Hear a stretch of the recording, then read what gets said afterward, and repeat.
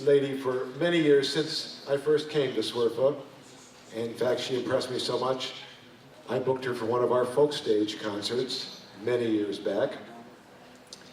And Claudia Nygaard is a former Kerrville New Folk winner and a former Music Row staff songwriter. She is having an amazing year, having just won the Tumbleweed Music Festival songwriting competition, and finally finishing a new album, Lucky Girl, with the Americana Album of the Year nominated record producer Nelson Hubbard. But the beauty of her is, even though she writes about how it's risen to #1 in the charts, is just her remarkable voice and her beautiful songs. Please welcome Claudia Nygaard. Thank you. Rich, did I leave out the part about I was the world's greatest singer? Small mistake.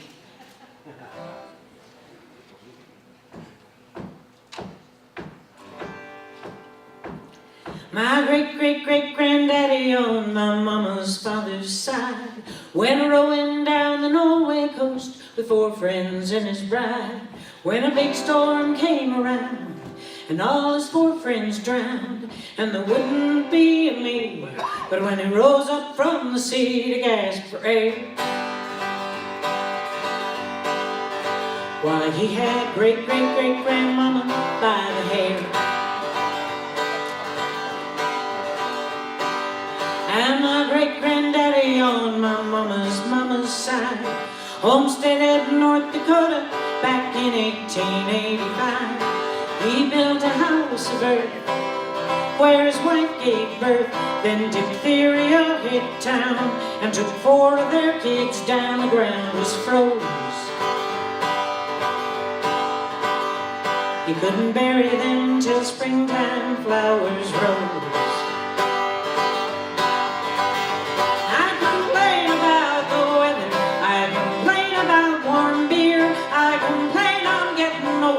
When I'm lucky I'm still here. I complain about the driving, and you know that that's just wrong. When I get to where I'm going, I get paid for singing songs. I complain about no boyfriend when I'm loved around the world. Yeah, the truth is I'm a lucky girl. And then there's my grandmother on my father's side, married to a man who drank, she had to leave behind. She raised her kids alone, worked her fingers to the bone, washing other people's floors, 'cause she was so damn poor, that's what she do. When you got kids and all they've got is you.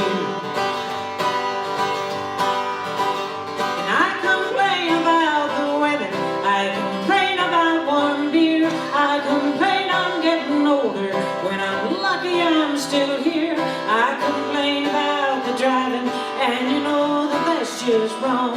When I get to where I'm going, I get paid for singing songs. I complain about no boyfriend when I'm loved around the world. Yeah, the truth is I'm a lucky girl. Yeah, the truth is I'm a lucky girl.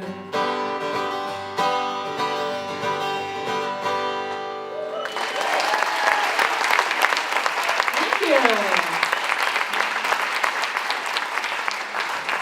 That is the song that I won Tumbleweed with a couple of weeks ago, and it also happens to be the title cut on my new album, which is coming out after the first of the year. All the songs I'm playing in this set are off the new album, and I'm really pretty excited about it. By the way, I should tell you that every verse in that song is a true story from a family tree. So if you've got that cardboard box that your mother left you with all of those letters and all that stuff from the family tree and you're a songwriter, time to go through it. This song came from a song assignment. A lot of you probably are going to do the song assignment tomorrow at SWRFA, here at SWRFA, and it's a wonderful thing to do as a songwriter. It takes you in a different direction than you intended to go. This particular song, though, was from the Far West song assignment. They have a little different of a song assignment. It's kind of like a book club. You read a book, and then you pick something out of the book that inspires you to write a song about it. And this is what I came up with from a book called How Evan Broke His Head. That title alone got me interested.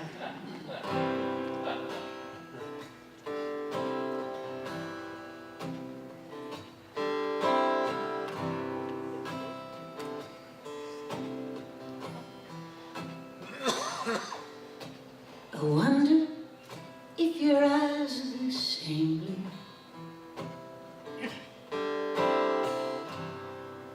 as they were that wretched day. I didn't know then what to do. That day I said goodbye to you and turned and walked away.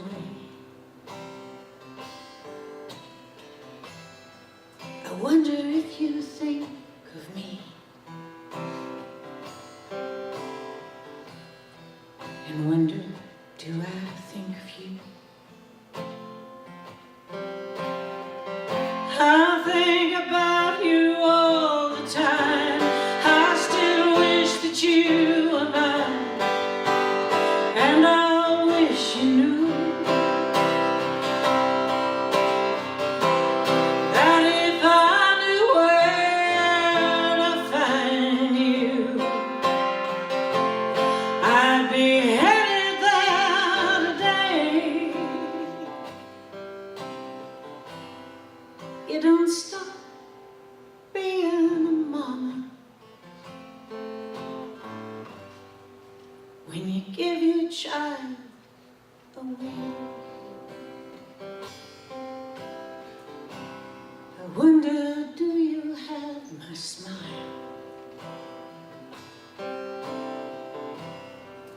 Do you have your father's eyes? By now you're fully grown. Do you have children of your own? I don't even know if you're alive. Did I do what's best for you?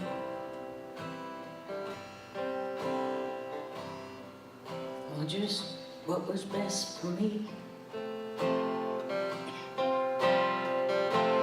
All I had to give was love. Would that have been enough from a monstrous 17?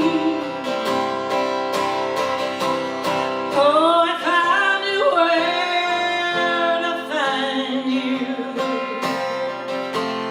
I'd be headed there today. You don't stop being a mama when you give your child away.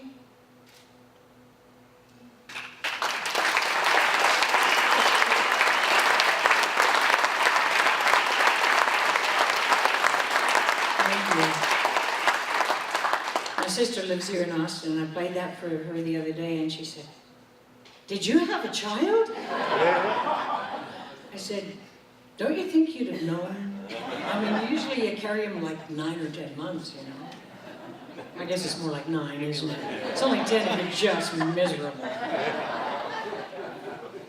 That was very flattering. If you can convince your sister that you had a child, you know it's singing it from an authentic place. Speaking of authentic places, I used to be a really nice person. Up until about, early August of this year. And then I decided that it isn't fair that men get to become curmudgeons and women don't. So I've decided to become a curmudgeon And that's part of where this song came from. This is a song that I almost didn't want to put out in public, but then I thought, well, you know, a real curmudgeon wouldn't care. So, I just have to say one thing. I just really liked that song about the date poem. That was excellent. Kind of made me think about one thing that it reminded me of that poem, being 2,000 years old, would have been around long enough to have known about Jesus' friend Biff. Jesus had this friend Biff, and they used to play this game. They would sit out by the well, and they'd have this lizard, and you know, Biff would kill it with a rock, and Jesus would bring it back to life. And Biff would kill it with a rock, and Jesus would bring it back to life. They kept doing this back and forth, and this other kid is watching them, and the kid comes up and he says, "I want to do that." And Jesus says, "Which part?" Yeah. I need to tell that one to Congress. Yeah. Choices must be made here soon. Anyway, I played this the other day, and because I have absolutely zero delayed gratification, and I just had to. So I played this by the pool party, but I'm going to play it again today. And today it's going to be just a little bit different because it's now a sing-along. So when we get to the chorus, you'll know your part.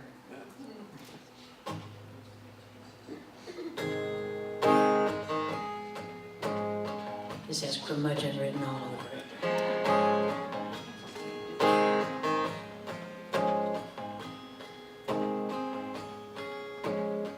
"I need to tell you something," she said to the stone. "You may not be here anymore, but it's something you should own."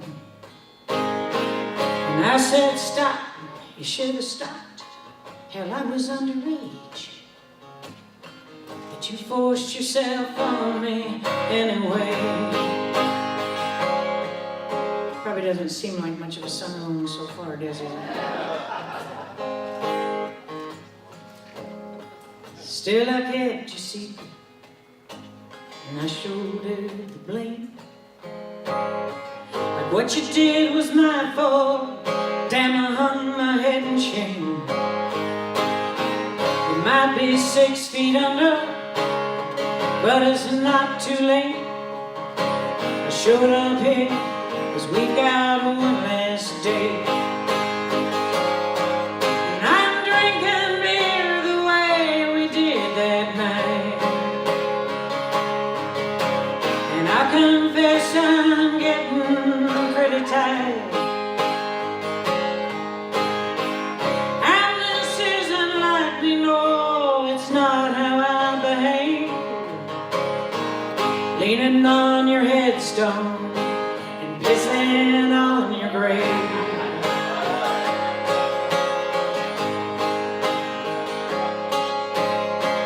Should have found you long ago when you were still around.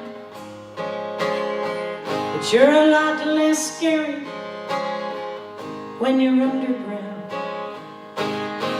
You took away my honor and my trust in me. But tonight I'll get them back again. I'm drinking beer the way we did that night. And I confess I'm getting pretty tired. And this isn't like me, no, it's not how I behave. Leaning on your headstone, pissing on your grave. This isn't something ladylike to do, but you treated me like trash, so that's how I'm treating you. And I'm drinking beer the way we did that night. And I confess I'm getting pretty tired.